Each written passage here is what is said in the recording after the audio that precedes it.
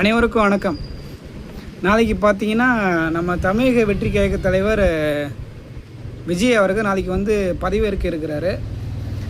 இதுக்காக இப்போ 108 சட்டமன்ற தொகுதி தான் அவர் கைப்பற்றியிருக்காரு. ஆனால் இப்போ பார்த்தீங்கன்னா காங்கிரஸ் தன்னோட ஆதரவை கொடுத்துருக்காங்க. அவங்க ஒரு 5 தொகுதி வச்சுருக்காங்க.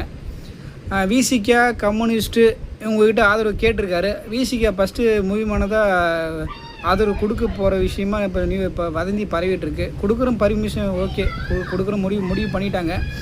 திருமாவளவன் சார் பார்த்தீங்கன்னா 2 தொகுதி திருமாவளவன் சார் வச்சுருக்காரு. ஒரு அமைச்சரவை கேட்டிருக்கிறாங்க. ஆனால் காங்கிரஸுக்கு ஆல்ரெடி தாவேக சார் ஒரு அமைச்சரவை கொடுக்குறதா ஒப்புதல் கொடுத்துருக்காங்க. நாளை காலை பார்த்தீங்கன்னா நேரு ஸ்டேடியத்தில் மணி 11:30 மணிக்கு தமிழக வெற்றி கழக தலைவர் பார்த்திங்கன்னா முதலமைச்சர் பதவி ஏற்க போகிறதா தகவல் வந்திருக்கு. அமைச்சரவையில் யாராவது இடம்பெற போகிறாங்கன்னு விரைவில் பார்ப்போம். எதுவுமே தகவல் தாவேற்கு சார்பான்னு எந்த ஒரு தகவலும் வெளியிடவே இல்லை.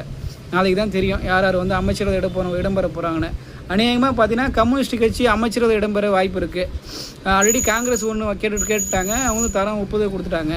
விடுதலை சிறுத்தை கட்சி திருமாவளவன் சார் பார்த்தீங்கன்னா ஒரு அமைச்சரவை கேட்டிருக்காங்க.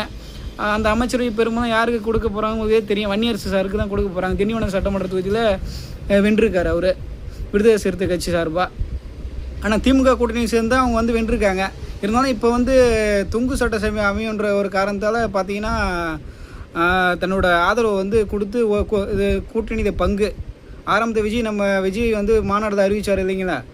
அதிகாரத்துலேயும் பங்கு ஆட்சியிலையும் பங்குன்னு ஒரு வசனத்தை பேசியிருந்தார். அதன்படியே பார்த்தீங்கன்னா விஜய் இப்போ அதிகாரத்தில் பங்கு ஆட்சியிலையும் பங்குன்ற ஒரு முடிவுக்கு வந்திருக்காரு.